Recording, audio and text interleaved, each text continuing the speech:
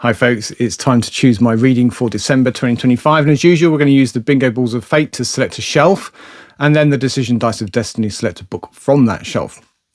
And without further ado, let's get cracking. Shelf 3.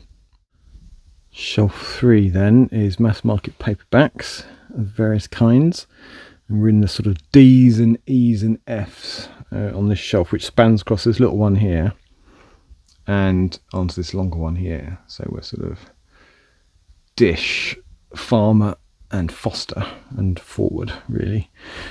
So let's see, so I haven't read any Richard Cowper for decades. I really enjoyed his Piper at the Gates of Dawn books, but that's all I've read of his, so we're going to go with Cul-de-sac. Then we could go with the Einstein Intersection by Samuel Delany, of course. Thomas Dish, I've only read, what's it called? The Genocides, which was a cheery read. So that's 3 from this bit. What about the... we could go with The Unreasoning Mask, which is on the Pringle 100 Best Novels list. Something is that. That's 4. Alas, Babylon would be 6. And I think we could go with The Ice Rigger. So that's 1, 2, 3, 4, 5. 1, 2, 3 on that shelf and 3 on this one. Yeah, 6. Okay, let's see what the dice have to say for shelf 3. Number 6. So it is not Cowper or Delany or Dish, nor is it The Unreasoning Mask or Ice Rigger, but it is, I'm happy to say, Alas, Babylon by Pat Frank. Shelf 51. This is shelf 51. So let's see what we can find. Now, Orbitsville Judgment is the 3rd of the Orbitsville books, and I haven't read the second one yet, so that's going to have to wait. Go with Across the Void, about Biketopia, stories of the feminine bicycle apocalypse. Go with Rosewater, it's a first of a trilogy, and I've only got the first 2, but still I could do that. And then, what about these 2 lads? Amos and Harrison. Then Doctorow's Little Brother is on the Broderick and DeFilippo list. So I think that's my 6. Let's see what the Dice of Destiny have to say for shelf 51. Number 3 is not Biketopia or Across the Void or Harrison or Amos, and it's not Little Brother, but it is Rosewater by Toddy Thompson. Shelf 45. So this is shelf 45, which has got a little bit of Ian MacDonald, some other short stories from various people, including Paul Macaulay. All the glamour, tempting. Lots of temptations on this shelf. So let's see. Let's have a look. I'm tempted to have a little go at The Best of Ian Watson. I've not read any of his books yet, so that might be a good option. I probably wouldn't read all of it, but I'll have a dip in. And we could go with Little Machines by Paul Macaulay. It's a rather lovely edition. And then The Glamour. And then I think I would go with Extra Solar. So that's short stories set in, exoplanets that have been discovered. Somebody's that. That's 4. We'll go with Barry R next, which I think I'm right in saying is the 2nd of the Vorkosigan. I've read the Shards of Honor. I haven't read 1, 2, 3, 4. 5. It's 5. Okay, what else am I going to do? Let's go with Necropolis by Ian MacDonald. Had a variant title, I think, in the US, but here it was Necropolis. Okay, so that's all 6. Let's see what the Dice of Destiny have to say for shelf 45. Number 4. Number 4, so it's not Necropolis, or The Best of Ian Watson, or Little Machines by Paul Macaulay, or Extra Solar, or Barry R. But it is The Glamour. Very nice. Shelf 34. Now then, 34 is at the top here, and it is all Paul Macaulay or a wee bit of Chris Beckett. Most, but not all of which I have read. The Chris Beckett says I haven't read very many of the Paul Macaulays at all. So let's see. Cowboy Angels I'd like to read. A Quiet War we could go with. That's 2. I could read Eternal Lights. I'm hoping to finish 400 Billion Stars, but I'm going to see how I get on with that first before picking that one. Pascal's Angels. And then we go with Peacock Cloak up here. So that's, I read that one. That is 4. What about Red Dust? That's 5. And then, what about America City by Chris Beckett? That'd be any one of which I'd be very happy to read. So let's see how we get on with the Dice of Destiny for shelf 34. Number 6 then. So it is not Cowboy Angels or The Quiet War or Red Dust or Pascal's Angels or the Peacock Cloak, but it is America City by Chris Beckett. Happy days. Shelf 39. Shelf 34 is one of these that spans across 2 bookcases. So it's some broken binding editions, most of which I've read, and a couple of Peter F. Hamiltons, which sort of somehow escaped me all these years. And then we're in Charles Stross territory. This shelf is all Charles Stross. Some of which I've read, but several I have not. So there's rich pickings here, I think. All right, so let's see. I have not read, I'm ashamed to say, The Left Hand of Darkness, so I can give that an outing. And let's pick one more from this shelf. Don't really want to take on a massive chonker, but what about Misspent Youth? So that's 2. I haven't read, so I want to give Saturn's Children a read, so that can be 4. I haven't read Accelerando, so that can be 5. And what about Toast as a short story collection? So that's 6. Let's see what the dice have to say for shelf 39. Number 5. So it is not Hamilton. It's not. It's a bit of a shame. It's not The Left Hand of Darkness, but I'll get there one of these days. And it's not. Do you know? I think I might not have quite picked 6 books there. Well, never mind. It was, in any case, Accelerando. Well, no, it wasn't. I didn't pick a 6, but the 5 was the answer that came out, and that is Toast, a short story collection by Mr. Stross. Quite a fairly early one, I think. Shelf 54. Shelf 54. That's a lot of things on this shelf. Let's see. I could go with North Wind. I think that's the 2nd book in the Aleutian trilogy. Macro Life I'd like to read, and actually while we're there we could go with Mac Reynolds as well. That's 3. Dark Shepherd, that's a space opera I'd like to read. That's 4.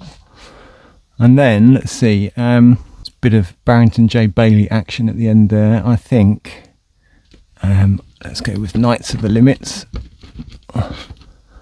So that's 5. Let's go all the way back to this end, and we could go with Saturn Rook by Robert L. Forward. Let's see what the dice have to say for shelf 54. 5 again. So it is not Robert L. Forward or Gwyneth or George or Mac or The Knights of the Limits, but it is The Dark Shepherd by Fred Gambino. Shelf 2. So we're in the territory of B's for the most part, I think. So we've got Bishop, Blish, Bova, and then moving on to Bradbury, Bryn, Brown, Brunner, Budgeries, and Bujold. All right, there's a joy to be had on this shelf, I think. Let's see, let's start at this end. Michaelmas, Rogue Moon, there's 2 Budgeries I'd like to read. Do you know, I haven't yet read any John Brunner, and I think I would go with the Shockwave Rider first, and then Helix or The Fall of Tartarus. I think I'm going to go with Helix, so that's 4 already. I'm going to give Bradbury a miss this time. Let's see. What about Michael Bishop? No Enemy But Time. Then I could give myself a bit of a nostalgia trip by reading Mars by Ben Bova, which I think I'm right in saying is the first, at least it was the first out the gate of the Ujima Flip Grand Tour. All right, so that's 6. Let's see what the dice have to say for shelf 2. Number 6. So it is not No Enemy But Time or Mars or Helix or John Brunner, but it is Budris. If it's not Michaelmas, it is Rogue Moon, which is at least a slender book. Right, let's have one more. Shelf 12. Shelf 12 is exciting. plenty on this one that I'd like to read. And it spans across over here. It's maybe a little bit less interesting, but still one or two things I'd quite like to read there. Well, I mean, I'll read all of them eventually, but one or two I'd like to read now. Okay, let's see. So I think I want to go with a Carl Schroeder to begin with. Which one? I think I'm going to go with Ventus. And then there's a Nancy Kress there I'd like to read, Still Across the Sky. We could go with the Phoenix. No, we couldn't. We could go with the Golden Age by John C. Wright. It's the first of a trilogy. That's 3. And is it time for me to put my big boy pants on and read Ash? I mean, the Christmas holidays coming up, that might be the perfect opportunity to close the year out on a chonker. That's 4. I don't believe I've ever read Children of Men. I've seen the movie, but I don't think I've ever read the book. That's 5. And what have we got over here? One more I need. I'm going to go with The Cruel Stars, which is again the first of a trilogy. Third one, which isn't even out, so I hope I don't like it too much. So let's see what the dice have to say for shelf 12. Number 4. Righto, so there's a bit of glare there, isn't there? Never mind. It's not Ventus, or Still Across the Sky, or The Golden Age, or Children of Men, nor is it The Cruel Stars, but it is, slightly intimidatingly, it's a rather lovely edition of Ash by Mary Gentle, which I hear excellent and wonderful things about, so that's brilliant. It's quite a girthy book though. All right, fantastic. So let's start with a couple of books that I've picked myself. So I allow myself usually a couple of readers' picks for the month. I don't rely entirely on fate. And the two that I've chosen are Pelquin's Comet by Ian Waits, who is also the owner and proprietor of Newcom Press. And this is indeed published by Newcom Press. So I guess that's one way to get yourself published, is to build your own publishers. It's a space opera. There are 3. I've got all 3 books, and the trilogy is called The Dark Angels. And this is apparently action-packed space opera from the author of The Noise Within. So in an age of expansion, the crew of the free trader Pelquin's Comet race to claim a cache of alien technology they hope will make them rich. A high-octane collision, it says here, between Firefly, so, good, the Bourne films, and Indiana Jones. A two-fisted SF adventure, space opera as it should be written. And then my second reader's pick is Yellow Blue Tibia by Adam Roberts. I have all of his books as they stand right now, and I'm gradually working my way through them. And this, the title is a play on words, I gather. That's, I think, if you say it phonetically, Yellow Blue Tibia, it sounds a bit like the Russian words for, I think it's I love you, but I'm not 100% sure of that. So it's set in Russia, is as much as I know. In no particular order, then, the books that fate has decreed that I should be reading, or at least attempt to read in December, are Algis Budrys' Rogue Moon, which I've talked about a number of times but never actually read. It is brief. I think this is by far the most slender book on my pile this month. It's 150 pages, should be the work of a few hours, really, a rainy afternoon or something. And then we've got a newish space opera by Fred Gambino, who sounds like he ought to be an extra in The Sopranos, but actually lives in Derbyshire, I believe, in England. And he is, as for most of his career, been an artist, and he's done the cover art on his books, but you'll see his work on other people's books and other things to do with science fiction. And he's had a crack at writing his own space opera. So this is the first of what I think will be 3 in the Dark Shepherd trilogy. The second one, Reality Rift, is coming out in mid-December, if I remember rightly. And I've already pre-ordered my copy. So Dark Shepherd, and then very much not space opera. I'm a little bit intimidated by is Ash, A Secret History by Mary Gentle, which is well over 1,000 pages, I think. Yeah, 1,100 pages, actually. So that is quite a thing. I have heard, as I said, as we were doing the tour of the shelves, wonderful things about this book. So I'm looking forward to it. I just hope I can fit it in. And if I'm midway through it at the end of the month, then it'll just roll into January. That's fine. And then in another change of scene, we've got Charles Stroh's Toast, which is a short story collection, which again is fairly slender. That should make quite quick work of that. Charles Stroh is an author whose work I've been collecting. I've read a bunch of, but not all of, and I have really enjoyed nearly everything that I've read so far. So I'm sure this is great too. Then we've got The Glamour by Christopher Priest, which apparently has quite the twist at the end, which I probably won't be able to mention when I review it. But still, The Glamour, I've really enjoyed the several, probably 5 or so books of his now that I've read, and most recently The Prestige, which I thought was lovely. So The Glamour, I've heard, again, good things about it. So let's see. And then we have Rosewater by Tade Thompson, which is the first of, let's see, what's it called? First of the Wormwood trilogy. And M.R. Carey on the back here says, there are echoes of Neuromancer and Arrival in here, but this astonishing debut is beholden to no one.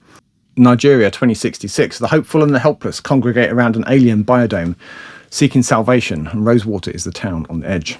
Then we got America City, which is my crappy old library copy. I have actually recently acquired, although you haven't seen it yet because I haven't done the whole video for December, recently acquired a mint copy of this, so I wanted to upgrade it. But I can use this as my reading copy, so I'll carelessly read this and then it can go to charity. Then a classic, Alas Babylon, post-apocalyptic shenanigans by Pat Frank, which is on the Ujima Pringle 100 Best Novels list, which I'm ever so slowly working my way through, and I'm sure I'll enjoy this. I do like the end of the world when it comes to my reading, so this apparently is a good example from the late 1950s. I think 59. I think this is a UK first edition from 1959 in the Pan Giant, which I'm going to have to be very careful when I read it because it's not mint, but it's in very, very good condition, I think. The last couple of months I haven't always found time to read everything that I've got on my TBR list, but that's fine. I might not get through all of these either, particularly with that big fat 1100 page chonker from Mary Gentle. But that's fine. If I don't finish them, they can just go back on the shelves and live to fight another day. As always, thank you for watching, and until next time, goodbye for now.